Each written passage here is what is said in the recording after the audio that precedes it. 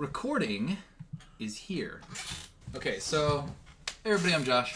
I'm Jace. And we're going to watch Avatar: The Last Airbender, Book 3, Chapter 10. And this is a two-parter, 10 and 11, but we're going to make 11 a separate video. This is The Day of Black Sun, Part 1. The solar eclipse. Yes. And I don't know what's going to happen. I just know that we have a plan. We're going to invade the Fire Nation capital. And that's it. Remember what Sokka said at the beginning of the season?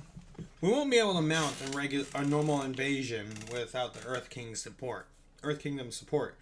But the solar eclipse will still leave the Fire Nation defenseless.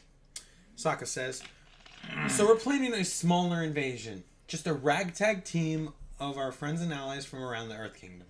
All right. So what do you think that means? I don't know. Are we gonna get like returning characters that we haven't seen in a while? Is the cabbage guy gonna show up again? Yeah, he's gonna throw cabbages at the firebenders. Yeah. Watch him be like on the Fire Nation side, as like throwing flaming cabbage. Like, this is what you kids get for always fucking up my store. Oh, he sides with the Fire Nation. Yeah. Okay. I'm tired of Team Avatar. Yeah. So who do we have? Like we have it was like Pipsqueak. The big guy, remember from like the Lost Boys or whatever, Jet's crew? Freedom Fighters. Do we have like Smellerbee and Longshot? Are they there? The episode we're playing there will end. I would love it just like it's like an Endgame style like thing where all these characters who we've seen show up, and all of a sudden it's just the boulder is here.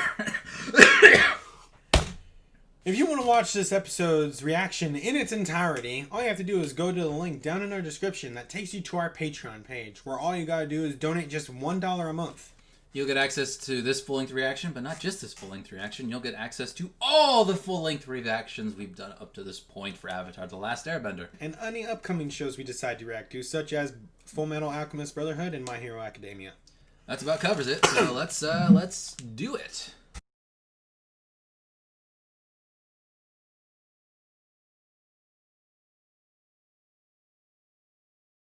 Is that the end of the episode? That's the end of that episode. I just love it. It's just like Aang's in the darkness. He's screaming, "Where are you?" Ozai pops out from some light. Here. Here. And then the whole place just lights up with fire. Oh, yeah. So I guess it really makes sense for the people like, that 8 minutes where we're all powerless is coming up. Let's go into the bunkers. You know what I'm saying? Like, let's go into the panic rooms. It makes sense. Or maybe, I don't know, maybe before Aang showed up, Iroh broke out of prison and was fucking shit up. It's crazy to think, though, right? Yeah. One thing I noticed about Iroh's, like, fire breathing is, like, other people, when they fire breathe, they go like, or like, but, like, Iroh goes like, ah! Like, yeah, I think he sticks his tongue out. Where the fuck is everybody? Like this, like the battle? That's pretty sick.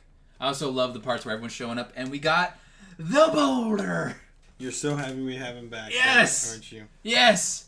I don't care. He's not really doing all that much, but he's here, and that's what counts. Oh my goodness. Yeah. You know what? I once had a Avatar video game. It wasn't exactly canon though, because video game. Yeah, video game. It was on the PlayStation. It was on the PS2. And it started at the North Pole. You were getting invaded, but it's not canon with the show because what happens is while you're at the North, you can only play as Aang to start, and then towards the end you can start playing as Sokka, and Katara gets kidnapped, so you go after her to save her to a Fire Nation camp so you can rescue her, and then you recruit her, and it's not canon with this at all. But I'm just starting to think how awesome epic it would be to be able to play through this battle. And then like they're like, "Where's Hugh?" And it's like the scene from Endgame where like Giant Man pops out of the building. Dun, dun, dun, dun, dun, dun. Like the music they play. I just love that he's like they're incorporating all this shit. I'm like, and it's diverse. You know, we got waterbenders, we got swamp benders, we got the earth benders, we got the little earth bender, we got the people who just fight because they're not benders, and we got a giant swamp kaiju who's coming to fuck your shit. You know what's missing? What? Aang's avatar state. Oh yeah, so what was up with that? He can't do it anymore? His chakra was blocked because when he was struck with lightning. So he can, when he dies, he will still, the Avatar will still move on. We know that because Legend of Korra is a thing. But for this time being, until he can unlock it, he cannot enter the Avatar state. I don't even know if maybe he goes the rest of his life without being able to unlock it, whatever. But probably not. How do you like the invasion so far? I just want to know where the fuck everybody is. Can you imagine, like... That happened in, like, the last 30 seconds of the episode. How about we start with the first 20 minutes? Okay. Well, it was pretty sick. I like how... I mean, they just invented submarines. That's interesting. I wonder, like, if... When society advances, when you have people who can manipulate water instead of relying on motors, like, how does that affect real-life technology? Probably for the better, because then we just we don't have to rely on, like, fuel. Mm-hmm. We don't have to keep finding that. Mm-hmm. I just want to know. I mean, it's like you go in your own little boat, and you're just like, just a tiny little, what's the word for a small boat? Canoe? No. Raft? No. It does, I feel like... Kayak? I think it's a dinghy. Dinghy? It's like a crappy boat. Yeah. Small crappy boat. Mm-hmm. Just imagine you have one of those. You're just water bending through the 7 seas. And you're just like, all right, I'm tired. You take a little nap. You wake up. All right, let's get going again. Yeah. So that's what is that just what Bato and everybody's been doing? Is just collecting all these people that Sokka apparently gave him a list. I didn't remember that. Apparently. Yeah. We got Haru, and Haru has a hilarious mustache and goatee. That's an awesome mustache. I what the hell are know. you talking about? No, it looks goofy. It makes him look like the bad guy. His dad's got the best voice.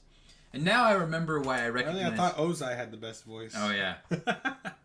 I now remember where I recognize Bato's voice actor. He's from Ben 10. He played Four Arms in the original show. I can hear that. Yeah, right? I was thinking like they were all like, the Fire Nation's pulling back. Let's press on. I'm like, wait a minute. Isn't this a little too easy? Because a part of me, this entire time, I was like, does the Fire Nation... Does the Fire Nation know we're coming? You know what I mean? That's what I was worried about. I mean, they have to think like, oh, there's this 8-minute time slot where we're all powerless. If we're going to get invaded, that's probably when it's going to happen. So, like, I'm like, what? They definitely prepared. I just thought, like, they would have a lot more tanks or something. Or, like, they'd have weapons that shoot fire instead of them needing to bend it. They could be like, oh shit, it's a trap. It's a trap! Admiral Akbar. Alright, just remember, if you want to watch this episode's reaction in its entirety without any cuts, all you gotta do is go to the link down in the description. It'll take you right to our Patreon page, where all you gotta do is donate just $1 a month, and you'll get access to watch this episode's reaction in its entirety. But what else, Josh? You get access to every episode of Avatar: The Last Airbender we've done up to this point, and any show we decide to react to from this point on, like Full Metal Alchemist Brotherhood or My Hero Academia. So we will see you guys in the next episode. No, wait, I gotta say one more thing. This was a great episode. We got the boulder, and we got a real kiss. It makes up for the last episode, where it was a bitch kiss. So, it was real, and then he kissed her, said nothing, and then just flew away like a baller. Did you see the reaction on her face after it? I mean, he didn't ask for consent to do that. I mean, Aang should get a hashtag me too. I'm kidding. Oh, God. You're all like I don't know much about hashtag me too. And at this point, I'm too afraid to ask. Like, I just love the idea of like you were like, did you see her reaction? I was like, yeah, girls love it when you do that. I'm taking it to terrible places. Okay, let's end the episode before like I get Twitter blasted or something. You're not a part of Night Shading. I get kicked out. All right, I hope you guys enjoyed the video. I'm Josh. I'm Jason. We'll see you guys in the next episode.